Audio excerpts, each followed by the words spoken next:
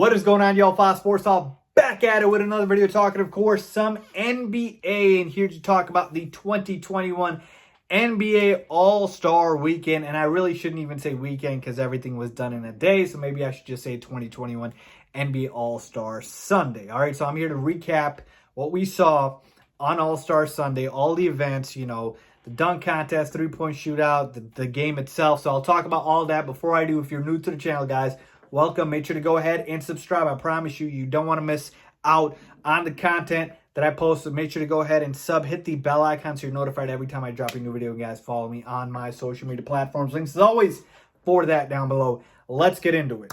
Okay, so full disclosure, I did give out my picks before the event for every single event on who I picked as the winner so that there's full transparency there. And again, posted on Twitter. That's why I always tell you guys, follow me on Twitter and my other social media platforms. But in case you didn't and you didn't see it, I have it here for you guys. Right here are all my picks that I had for the events on Sunday night. Now, let's see how I did and go through them. Okay, so for the skills challenge, I picked Luka Doncic. Obviously, he had an awful performance, and he looked slow and, quite frankly, a little fat and pudgy, all right? Luka, you got to do better than that. Didn't even make it to the finals.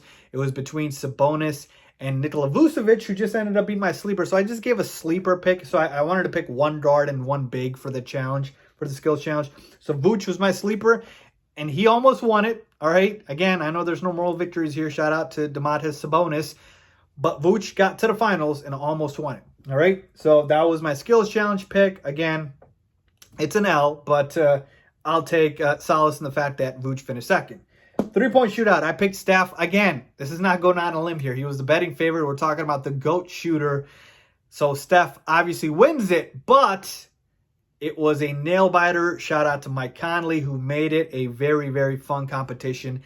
Steph literally won on the last shot by 1 point. It was crazy. So, again, this is a dub for me. I'll take it because I did pick Steph, but it was not that difficult. We're talking about the greatest shooter of all time. My sleeper was Zach LaVine, our very own Chicago Bulls Zach LaVine, but obviously he was not very good. He was decent, 22 points in the first round, but wasn't good enough to qualify. So, moving on to the dunk contest, I had Obi Toppin, who finished second. And I'll tell you this much, all right? I believe Obi Toppin, quite frankly, should have won it. Now, I'm not going to go ahead and say robbed because that dunk contest was awful. Like, that was the worst dunk contest I've probably ever seen. And so when we're talking about robbed, nobody was robbed. All three were awful. Cassius Stanley, Obi Toppin, and Anthony Simons, who ended up winning.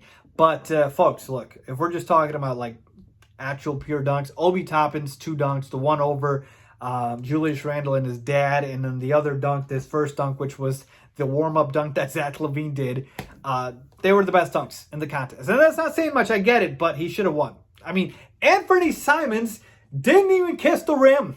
He tried to do that dunk, didn't even do it, and won the contest. How does that even work? So that was just awful. That was the worst dunk contest I've ever seen. Cassius Stanley's second dunk attempt was pathetic. He just gave up. So that was awful. But again, I'll take it. I guess that's an L for me, right? But Obi Toppin finished second. And then finally, All-Star Game MVP.